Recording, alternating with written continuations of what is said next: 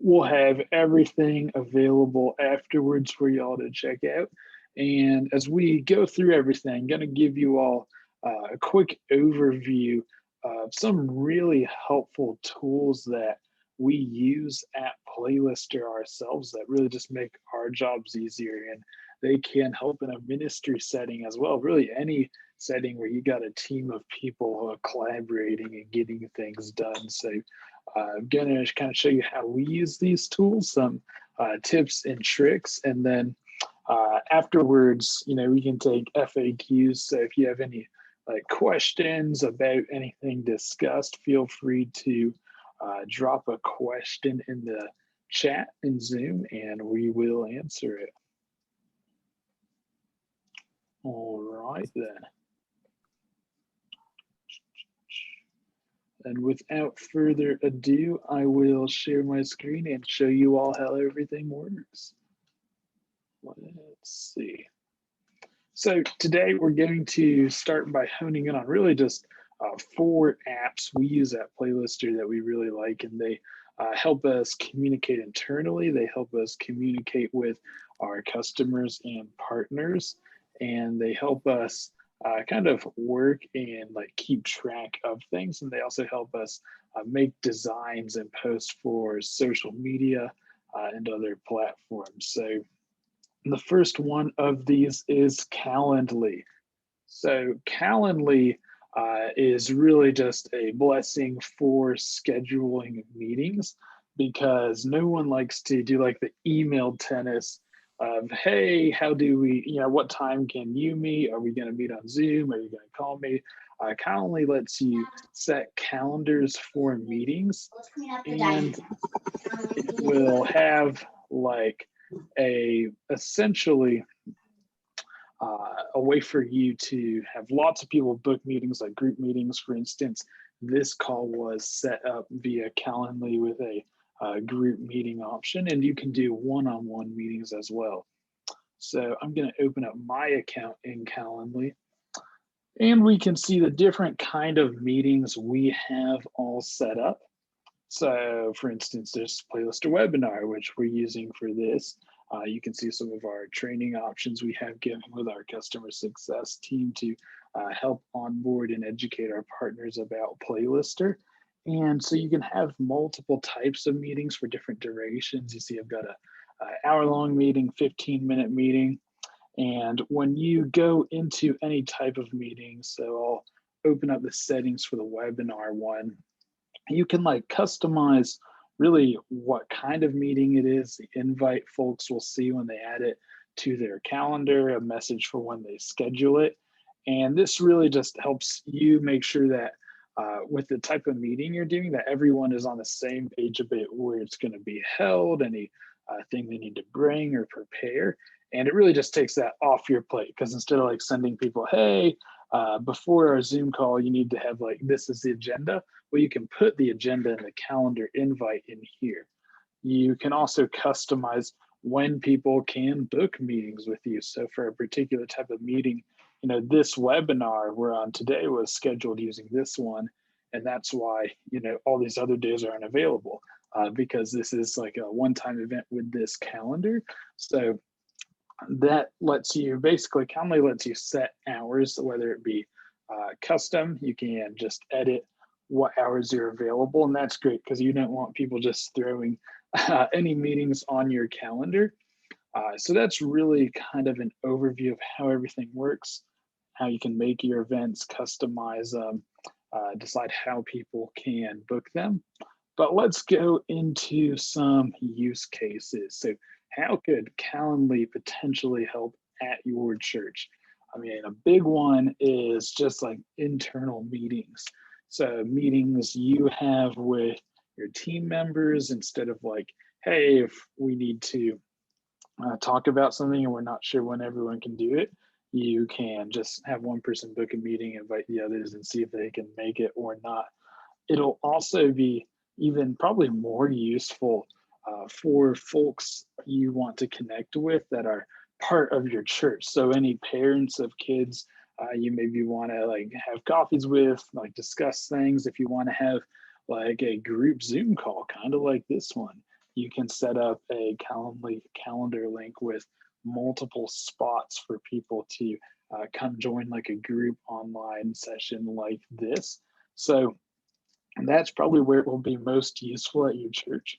And then as far as pricing, I know Calendly does have a really good free plan, and the pricing is also not like super expensive or anything. So definitely, if you want to start using something to schedule meetings with parents, meetings with folks from your church family, or really any internal meetings, would definitely recommend checking it out.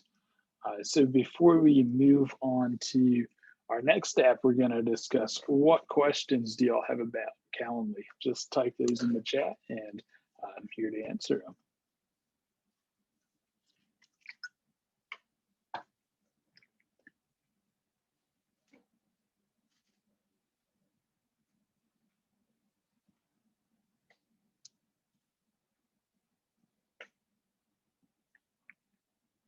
All right, awesome. I mean, Calendly is really self-explanatory. They've got a really intuitive, just kind of interface here, and so it makes using it a breeze. And so, and apparently that is the case, since there are no questions about it. Moving on to the next really cool app that's really helpful. This is Notion. So Notion is kind of like the perfect like note-taking and organization platform. So you can take like notes like you would on your iPhone or something, just with the Apple Notes. You can make spreadsheets. You can make kind of like Kanban board type of things like this. And then you can store all this in an easily fileable way. So as you can see on the left-hand side here, I've got our product roadmap open right now. And you can see that has different sections like, hey, what are we working on in this board view? What's in the backlog, and then what's already been released. You can see we've got support docs and stuff in Notion, our long-term roadmap ideas, instructions and procedures for shipping, and it just kind of goes on and on. And so Notion is, if you are a super organized person, or like organization just makes your soul happy, like myself, you will love Notion and would definitely recommend checking it out. Another added benefit to Notion, as you can see with our like product roadmap here, this is like kind of a way to merge multiple different media types. So it's almost like part spreadsheet, because you've got the different sections of our product roadmap, stuff we haven't begun working on yet, stuff that's been designed and is up next, stuff in progress right now, and then stuff that we recently released. So it's like part spreadsheet with the categorizing of things. The other thing is all these individual cards, you can click into them and you can see like, hey, you can write stuff. So you can write on it like it's a Word doc or something like that. And what we do with our Notion cards for our product roadmap, like this one, MP3 file support, we really chart out like, hey, what problem with the customers does this solve? We have a whole template set up for doing this. So anything you'd want to answer with like a template, say like a framework about maybe chatting to parents or planning for important events and stuff, Notion would be a great way to really check all your boxes and stay organized. It also connects to a bunch of stuff, including Slack, which is something we will discuss next. So as you and your team members collaborate on Notion cards, you can see in real time what each person is doing with it. If anyone like added anything, replied to any of your comments. So it makes it super easy for you to stay up to date with everything. And so before moving on to Slack, what questions do you have about how Notion works? Besides anything like, hey, what does this product feature on the roadmap mean? We are adding MP3 support soon, and that is going to be very exciting because it will let you add like audio files to your picture and video files to use on Playlister. So that's in progress right now. Super excited for it. But before we move on to Slack, what questions does anyone have about how Notion works?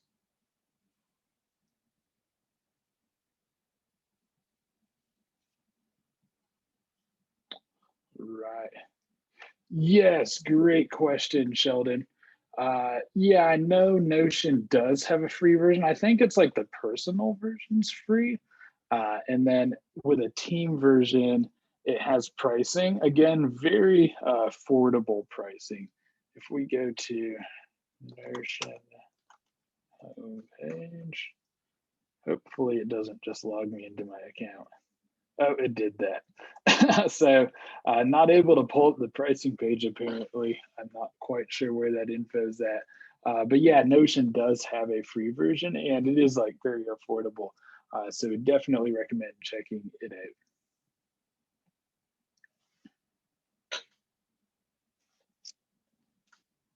Awesome. Moving on then, if I missed if or a question about anything we discussed pops up in your head later, just feel free to drop that in the chat. The next thing is one of my favorite pieces of software, one of my favorite apps to use because it is so brilliant, and that is Slack. So Slack is basically like the perfect tool for communicating and operating really as a business or a church or a team in general. Like if you've got more than 4 or 5 people, or even 4 or 5 people on your whole team, you definitely need Slack because it is the one way to communicate directly with folks and then communicate in groups, like with an entire segment of a team, and then as an organization as a whole. So, a bit of an overview from Slack's website of how it works. One of the main features people use Slack for are direct messages. So, it's got a little like kind of video thing here of how that works. You can basically just direct message any of your coworkers about anything, which is pretty simple and useful. And obviously, you can do that with any other like tool like email or texting them, but Slack makes it easy to have a record of all those messages and just tap like, hey, here's who I need to ask this question to. And then it doesn't require a lot of context shifting because you always maybe have like Slack open on your computer instead of opening an email, typing it, and sending it out. So some other stuff Slack allows you to do is organize all your in-organization communication. That is some interesting rhyming right there. But it lets you organize all that with channels. So in this example here, it looks like it's for an ice cream business. They've got a channel focused on hiring ice cream flavors and stuff. So channels, really, it just says, hey, what groups do we have in our organization and like who should be in those groups? And this is where they're going to discuss things. So for instance, at Playlister, we have a support Slack channel. When one of our partners has a question, it comes through like a support ticket, it alerts us all there, anyone involved in support. We have a channel for our stand-ups and progress updates where we like at the end of the day post about what we worked on today, what we're focusing on tomorrow, and any blockers or issues we are currently facing in said projects. So channels are great because instead of like sending an email and having to CC people or have like a group text type of thing, everyone's just there. So it's a lot less arduous and time consuming to communicate with the folks in said channel. You can also put like little emoji reactions to things, which is cool because when something good happens, they have this emoji called Party Parrot, which is like a neon flashing parrot dancing around, and it's very exciting to put under a message when something cool happens. So some other key benefits of Slack are really stuff outside your organization. For instance, we and any contractors that want to help Playlister with anything, they can join us via Slack and we can communicate via Slack. And so that just makes it easier to track the project they were working on. So if you're engaging with any contractors for your church, any consultants, or really if you're engaging with anyone with a Slack account, really any other business, you can communicate via Slack and keep track of everything involved in your scope of work. But another really useful thing about Slack is something mentioned when reviewing Notion, and that Slack, it integrates with basically everything. So when one of our engineers comments on a Notion card in our Slack product channel, we get an alert about what that engineer typed on that card. When someone posts on our partner Facebook page or comments on a Facebook post, we get a Slack alert about that. When someone orders something, a Slack alert comes through. So it's really just connected with any app you want it to be connected to. And that enables you to kind of stay up to date on how everything's happening across lots of channels. And because otherwise you would have to really have your focus strewn about in so many places. You don't want to have like 30 different tabs open on your computer.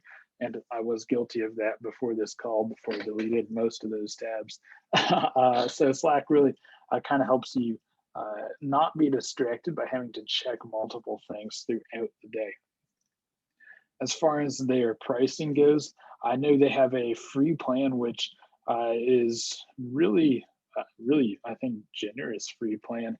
And the pricing is structured around typically like messaging. So in the free plan, it has a recent message limit. So basically, once you send 10,000 messages, it only has your 10,000 most recent. So the first message you sent when you hit message 10,001, that message will like disappear into the ether, no longer exists. So yeah, it starts at $0 a month, and then it scales pretty affordably for like how useful it is. So what questions do you all have about Slack? Just drop those in the chat.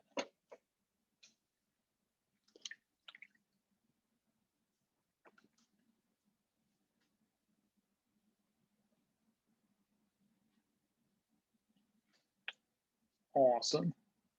Well, then moving on to the last app we are covering today, and one of my personal favorites, because I actually, confession, suck as a graphic designer, and Canva really makes designing stuff easy for the not so artistically inclined folks like myself.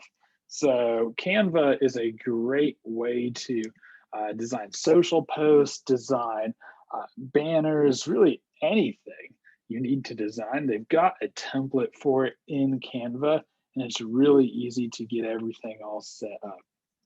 So as we can see here, Canva has pre-built templates for pretty much whatever you need. Social media posts, print products like letters, business cards, flyers. Like it has a bunch of brilliantly designed things already and available to go.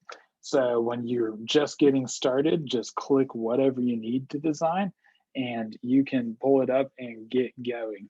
Once you have some designs with maybe your church's branding and stuff on them, you can save designs. So as we can see in this Your Design section, you can see a lot of these posts have the playlist or branding and theme on them, except a couple that were just started and not actually used. So that makes it really cool, since you can just, if you want to continuously do a certain Facebook post, maybe in a format, but just with different words or pictures on it, you can click on one, and then once it's opened up, you can then really edit it to however you want. So if you're posting and you've got a picture of someone and a description, you can just click on the picture, swap it out with different files. You can change the text. So that just makes designing really easy and takes a lot of the time-consuming effort out of it, because you're not starting with like a blank slate every time. So, and again, Canva, they have like a really generous free plan. Like I think we're on a paid plan, but the Canva plan would nearly cover even a lot of the stuff we do at Playlister. And it's like, I think they price around storage for the amount of files and some other things you use. But yeah, the free plan for Canva is outstanding, and it is a game changer for really any team designing anything. Because if you're communicating with your church in like social media posts or any print materials, this will save you time as you're setting those things up. And then as you continually post things, it lets you save your branding and stuff, so that just the perpetual effort you are investing in ministry communication and marketing, so that effort is as efficient as possible. So that about covers it. What questions are there about Canva? And I see we have one question in the chat. Oh, Sheldon loves Canva. So preach, Sheldon. Canva is amazing, and it is going to save you all a ton of time. If you do the design work, of course. If not, whoever on your team is responsible for that, it's going to be a lifesaver for them if they're not using it already. Oh, one thing I forgot to mention about Canva, and then this segues into something really cool around the corner we discussed earlier on the call, is Canva can let you turn an MP3 file into an MP4 file to upload to Playlister. So as you are uploading one of your pictures, maybe it's some slides for your classroom, or maybe it's a video without sound, you can embed an MP3 file on it in Canva and download it as a video file to upload into Playlister. And so while that's cool, the MP3 update to Playlister that is just around the corner, if we go back to Notion, we can see it is right here in progress. This will let you just upload the MP3 files right into Playlister, so you do not have to like merge them in any other platform like Canva, even as much as we love it. So that's going to save you all a lot of time, and it was one of our most requested feature ideas from Playlister partners. So that about wraps it up for an overview of these apps. What other questions do you all have about getting started with any of these, or about the upcoming MP3 update?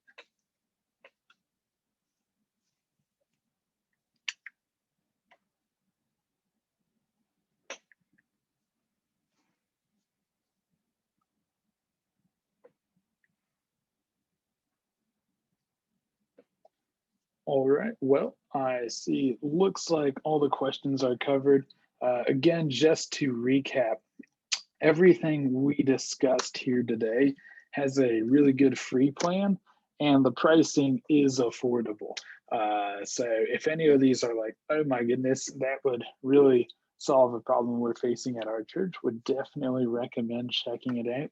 And we use all of them at Playlister, and it makes us a lot more productive. So yeah, I will send you all the kind of like recording of this when it's over and up on our blog, because I don't take very good notes myself. So you can have that just to reference. And then, yeah, if you have any other questions, you all have my email, just reach out. But again, super great having everyone today. And yeah, absolutely. I see Sheldon dropped a chat. Thank you, Sheldon. And everyone have a spectacular day, and look forward to seeing you all online and continuing to defeat the church technology monster with Playlister. So everyone have a great day. Talk to you all eventually.